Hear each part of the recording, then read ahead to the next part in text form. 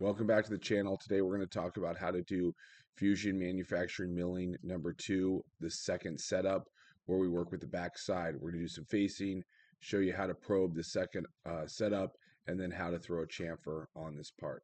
Stick around. Let's get right into it.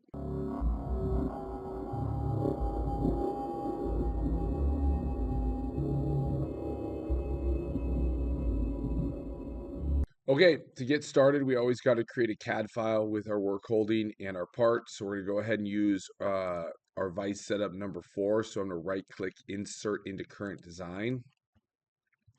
And for whatever reason, this one doesn't come quite right. So we're going to go ahead and click OK, and then we got to move it. So before we do that, we're going to break the link.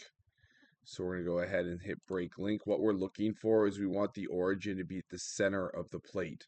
So if you're watching this video in some time from now, maybe I figured out how to fix this.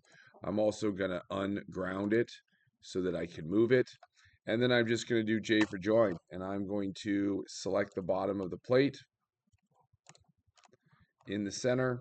And I'm going to select the origin by turning this off and turning the origin on right here. And then turning this back on. And it moved just the first part, but if I click OK, it will move the whole thing. So this is what we need. Next thing we need to do is bring in our part. But before we do that, we're going to go ahead and set the stock to its size. So I'm going to go ahead and hit change parameters. Our stock is, after machining setup number 1, is 1.9 in depth. It's 1.9 in width. And it is 0.98 high after we took the 1-inch stock and shaved off the 20 thousandths. And our parallels should work just fine at 1.5 inches. So we're going to go ahead and click OK. And we can see there's our stock. We're now going to navigate to where the part is. I have it down here in my folders. I know you can't see this, but some of it's behind it. But here's the part. I'm going to right click, insert into current design. And then I'm going to move it up out of the way so that we can see it. Now this part is symmetrical top and bottom, so it does not matter which way I set this up. Some parts it would. We're going to once again do J for join. We're going to select the top of this, and we're actually going to turn the vise kind of over in this way so we can get in underneath the bottom, because we're going to actually set it on the bottom of the parallels, flip it, and there is our part put into the stock. Before we hit setup, we got to save this first. So I'm going to go ahead and save it as demo FMM 2.2 and click save.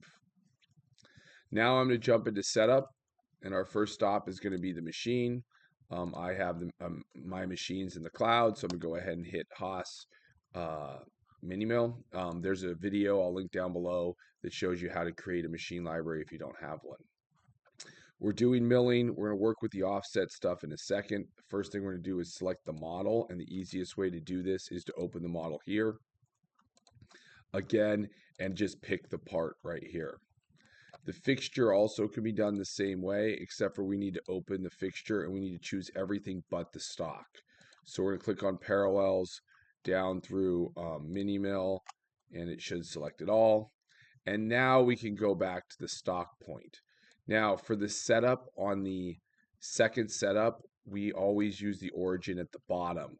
That way it'll control our height more accurately. So I'm going to go ahead and hit stock point, and I'm going to pick the center of the bottom because we're ultimately going to probe this, and we're going to probe it to the center. We're going to move to stock, and we always pick from solid, and we choose the stock we've modeled. There it is. And then we can come over to part position.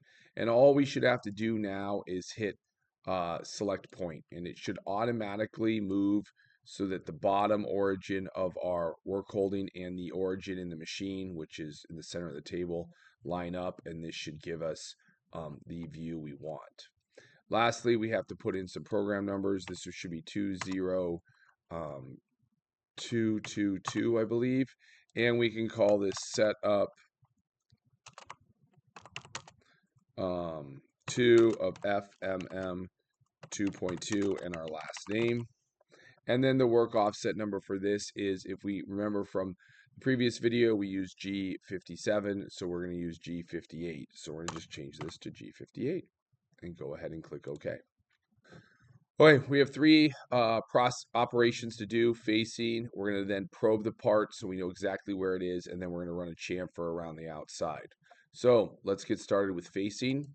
So we're going to click facing. We're going to select our tool from our tool library. We're going to use the 3-inch facing mill and hit select.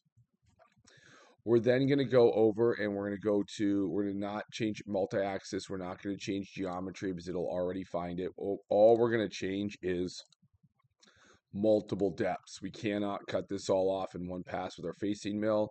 So we're going to limit it to 60,000 step downs per cut. And then we're going to go ahead and click OK.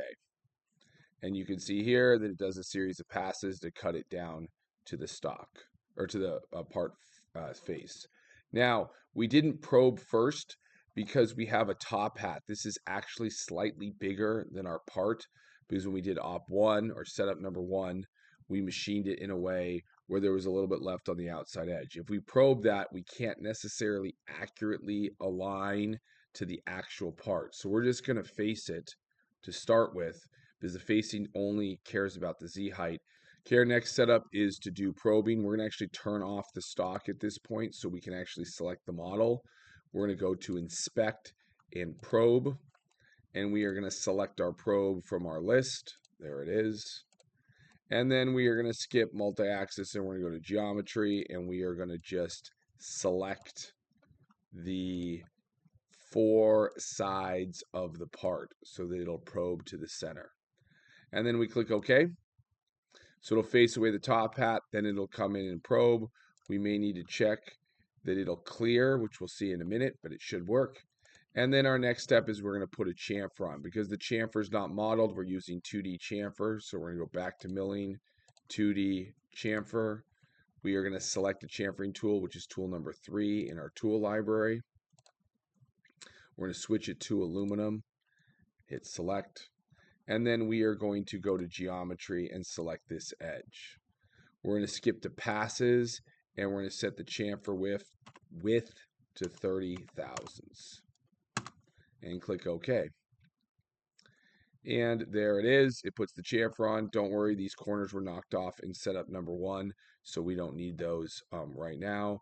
Our machine is out of date, so we're going to right-click and hit Update Model. It'll take a second to update. There it is. Now let's turn the machine around. Let's get to a view where we can see what's going on. Adjust it a little bit. I'm going to turn off the origin so that I don't see it. And then we're going to go ahead and close all these. Oops, we can leave that one open. We're going to click on setup number 2 in this case, and we're going to hit simulate.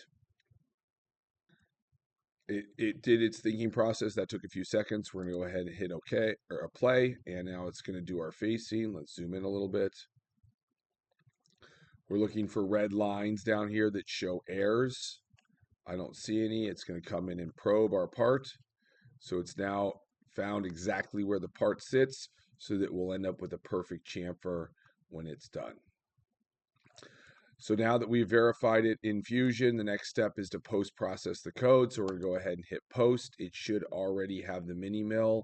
It should have our name. I prefer that you copy this name as your file name. It'll help navigate through the flash drives. And then we're going to switch the location to downloads. And hit select folder and hit post. I'm going to hit this button right here so we can see the code. Yours may come up with a question about downloading this file. Just choose Notepad. It's a lot easier. But here is the code, and everything's looking good. There's a facing operation, there's the probing operation, and there's the chamfer operation. Your next step is to put this onto a flash drive and take it up to the front of the classroom, and we'll run it through our simulators to make sure it works within the Haas control. Hopefully you learned something useful in this. Thanks for watching, and I'll catch you in the next one.